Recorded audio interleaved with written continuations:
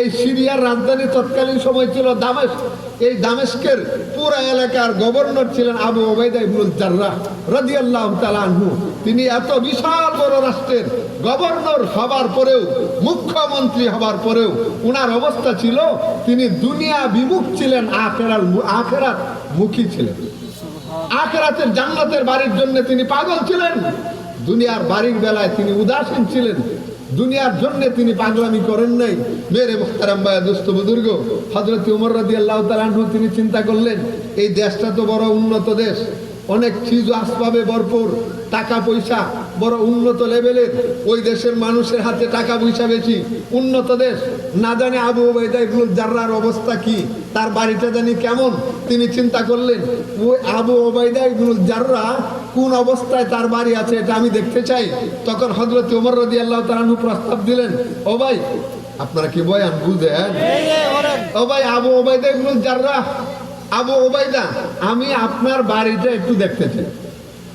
আবু ওবাইদা ইবনুল জাররাহ রাদিয়াল্লাহু তাআলা আনহু মুহাম্মদ সাল্লাল্লাহু আলাইহি ওয়াসাল্লাম তার পবিত্র হাতে যাকে তিনি গঠন করলেন, তিনি বললেন, খলিফাতুল মুসলিমিন, আপনি আমার বাড়ি দেখে কি হবে? আমার বাড়ি দেখে কি হবে?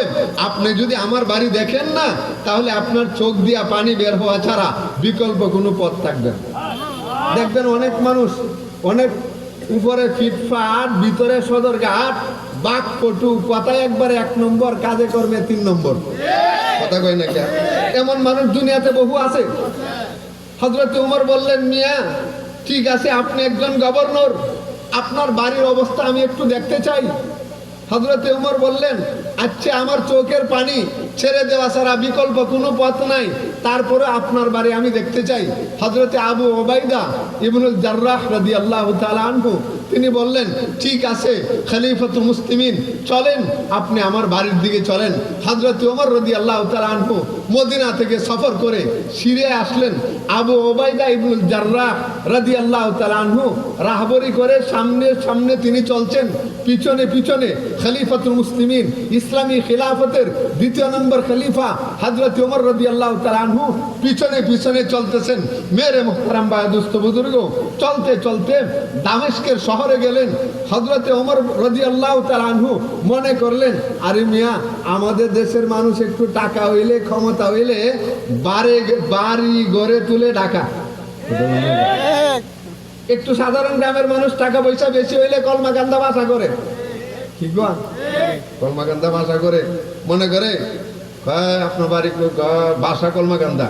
কথাটা এমন সিস্টেমে বলে যে মনে হয় বিরাট কিছুর একটা মালিক। কথা কয় না কে? আসলে মূলত ফকিরনি। কথা ঠিক না? জুড়ে কন, এটা কইলাম কে লেগা? দেখবেন সমাজের বহু অনেক বড় লোক দেখা যাবে, দেখতে দেখা 4 তালার মালিক, মূলত যদি ভালো করে খুঁজ করে দেখেন, দেখবেন 4 তালা বিল্ডিং করতে লাগে যদি 1 কোটি, ওই লোকের ব্যাংক থেকে সুদি ঋণ আছে 1.5 কোটি। কথা কন না কে? তাহলে দেখতে দেখা যায় বড় লোক, বাস্তবে ফকিরনি। জুড়ে কন, জুড়ে কন।